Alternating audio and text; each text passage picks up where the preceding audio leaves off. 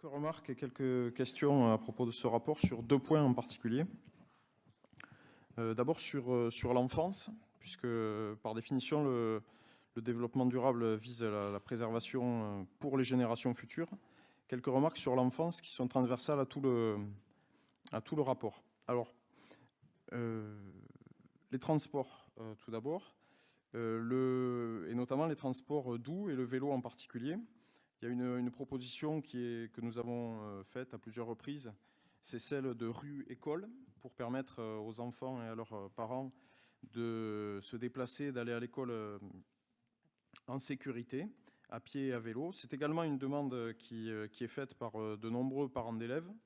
Donc, puisque nous sommes dans la période de révision du schéma cyclable de l'agglomération, mais que la compétence voirie relève de la municipalité, il nous paraît vraiment important qu'il y ait un engagement municipal fort de ce point de vue-là, pour que les enfants de notre ville puissent aller à l'école en sécurité et avec un air de bonne qualité.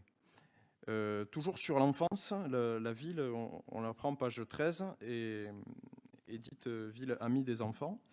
Alors, par rapport à ce point-là, il nous paraît très important qu'il y ait une action forte auprès de l'éducation nationale pour le classement en REP de l'école de Cantepôt Saint-Exupéry, afin que les CP, les CE1, y soient dédoublés. C'est une action amie des enfants, et en particulier des enfants les plus défavorisés. Ça nous paraît également très important.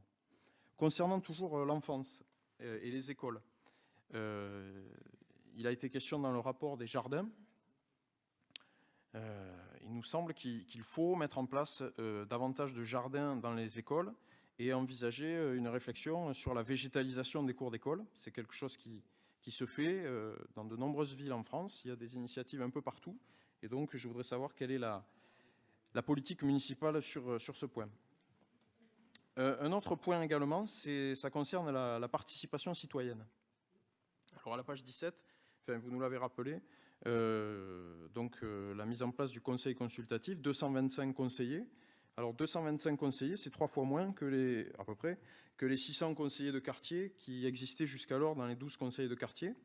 Donc du strict point de vue comptable, c'est une participation citoyenne divisée par 3.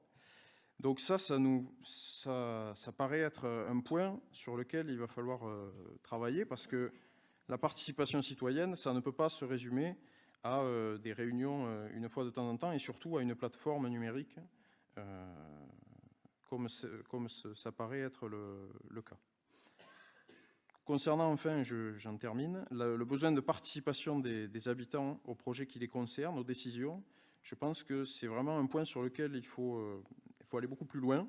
Par exemple, pour ce qui est de l'animation et du règlement des jardins partagés, associer les jardiniers, associer les participants aux décisions qui les concernent, ça nous paraît être un point sur lequel il faut vraiment aller plus loin. Et enfin, une question, puisque à la page 18, il est question du CLSPD. Donc la question, c'est quel est le bilan de l'action actuelle du CLSPD. Je vous remercie.